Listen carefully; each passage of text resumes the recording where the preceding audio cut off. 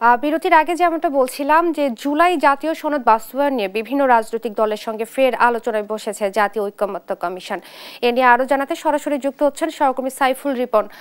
সাইফুল, আজকের আলোচনার বিষয়গুলো কি জানাবেন?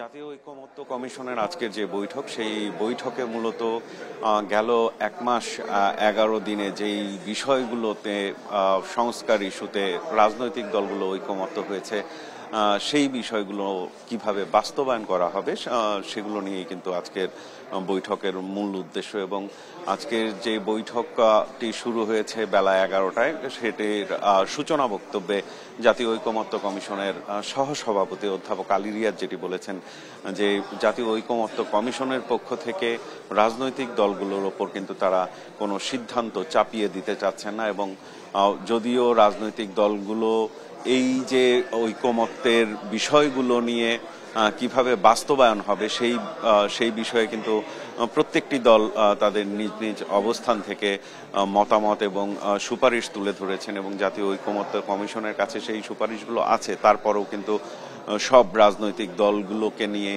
বসার যে উদ্দেশ্য, সেই উদ্দেশ্যের জায়গায় অধ্যাপক আলী রিয়াজ যেটি জানিয়েছেন যে রাজনৈতিক দলগুলো এরপরও নিজ নিজ অবস্থান থেকে ছাড় দিয়ে কতটা দ্রুততার সাথে এই ঐকমত্যের বিষয়গুলোকে বাস্তবায়নের যে উপায়, সেই উপায় বের করে, তার জন্য কিন্তু আজকের এই বৈঠকটি অনুষ্ঠিত হচ্ছে। এবং অধ্যাপক আলী রিয়াজ যেটি বলেছেন যে সংস্কার প্রস্তাবনাগুলো বাস্তবায়ন প্রক্রিয়ার মধ্য দিয়ে আগামীর বাংলাদেশের ভবিষ্যৎ নির্ভর করছে, এবং সেই জায়গা থেকে রাজনৈতিক দলগুলোকে নিজ নিজ অবস্থান থেকে ছাড় দিয়ে যতটা সম্ভব দ্রুত সেই বাস্তবায়ন প্রক্রিয়ার যে একটা চূড়ান্ত রোডম্যাপ, সেটি কিন্তু তৈরি করতে চাচ্ছেন, এমনটি কিন্তু অধ্যাপক আলী রিয়াজ বলেছেন। এবং সংস্কার প্রস্তাবনাগুলোর বেশ কিছু বিষয় এই অন্তর্বর্তী সরকারের সময়েই বাস্তবায়ন করা যায় কিনা, সেই বিষয়গুলো নিয়েও কিন্তু